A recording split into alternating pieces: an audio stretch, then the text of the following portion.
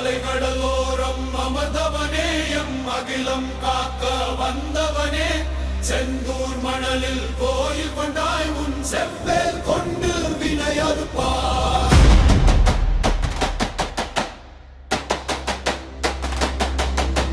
சண்முக விலாச பந்தலிலே நீ சதிராடி வரும் அழகினிலே பன்னீர் மடை வழி வருபவனே எம் கண்ணீர் துடைக்கும் இறைவனே.